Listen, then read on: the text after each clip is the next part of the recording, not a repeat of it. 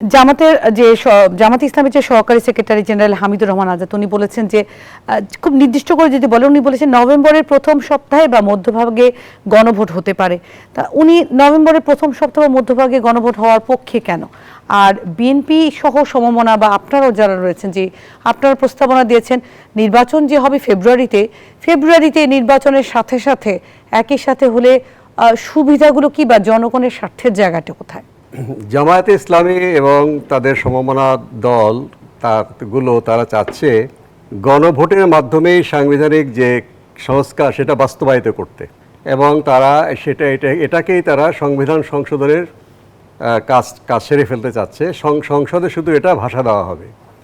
এটা তো মৌলিকভাবে আমরা দ্বিমত করছি যে আমাদের দল প্রথম থেকে বলে আসছি যে জাতীয় সংসদে সংবিধান সংশোধন করার পরে গণভোট করতে হবে, এর আগে গণভোট করার কোনো প্রয়োজন নেই। ঠিক এর বিপরীত মত তাদের কথা হচ্ছে এরকম, তারা এমন চরমভাবে তারা বলতে চাচ্ছে, তাদের চরম অভিপ্রকাশ, যদি সংবিধান স্থগিত করেও করতে হয় তাহলে এটা করা দরকার। এবং তারা বলেছে যেভাবে এর আগে সামরিক শাসনের অধীনে ফরমান দিয়ে সিদ্ধান্ত নেওয়া হয়েছে, তা আমরা বলি সামরিক শাসন তো কখনোই গ্রহণযোগ্য না।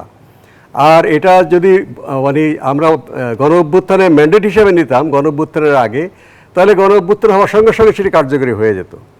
ইভেন 90-এর গণ অভ্যুত্থানের পরে এরকম কোনো রাষ্ট্রপতির প্রোক্লামেশন জারি হয়নি। যেগুলো হয়েছে অধ্যাদেশ, পরে সংসদ সেটা অনুমোদন করেছে। কাজেই তাদের দৃষ্টিভঙ্গির সাথে আমাদের দৃষ্টিভঙ্গির মৌলিক তফাৎ রয়েছে। তারা গণভোটকে দেখছে যে সংবিধানের সংশোধনের বা সংস্কারের একটা আনুষ্ঠানিক কার্যক্রম, ফলে তারা আগে করতে যাচ্ছে। যদি সেটা আগে হয়ে যায়, তারা হয়তো বলতে পারে, আমি জানি না, যে জাতীয় সংসদ নির্বাচন 5 বছর পরে হলেও চলবে। যেই সংবিধান সংশোধন হয়ে গেল এতে নিয়ে আমরা 5 বছর কাজ করব, বা জাতীয় সংসদ নির্বাচন তখন ফেব্রুয়ারিতে না হলেও চলবে বলে এরকম কথাবার্তা ওই ফোরামে হয়নি, কিন্তু বিভিন্ন জায়গায় আমরা শুনছি। যাই হোক, সেটার বাইরের কথা। সেজন্য আমি আবারও বলছি, একটু আগে বলেছি যে গণভোট তো একেবারেই দরকার নেই।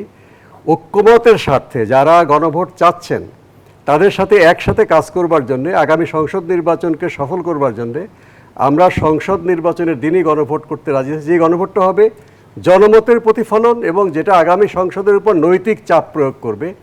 এবং এটা তো গেল রাজনৈতিক বিষয়।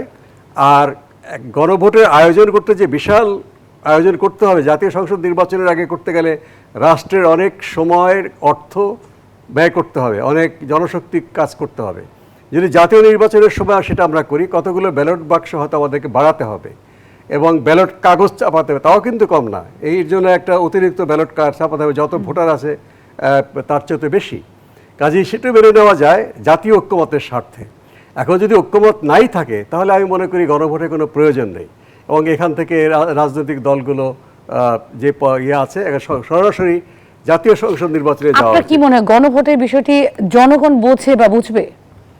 এটা তো একটা বিষয়, যেটা যারা বলেছেন একটু আগে, যে দ্বিমত সহ যদি গণভোটে যান, প্রত্যেকটা দ্বিমতে একটা করে আপনার হানা ভোট চাইতে হবে। তাহলে যদি আমাদের 24টা দ্বিমত থাকে, 24 বার গণভোট করতে হবে, অথবা 24টা বিষয়ে হানা ভোট করতে হবে। এটা একেবারেই এটা কতখানি আমার মনে সম্ভব না। এটা আমার পক্ষেও এই ভোট দেওয়া সম্ভব না।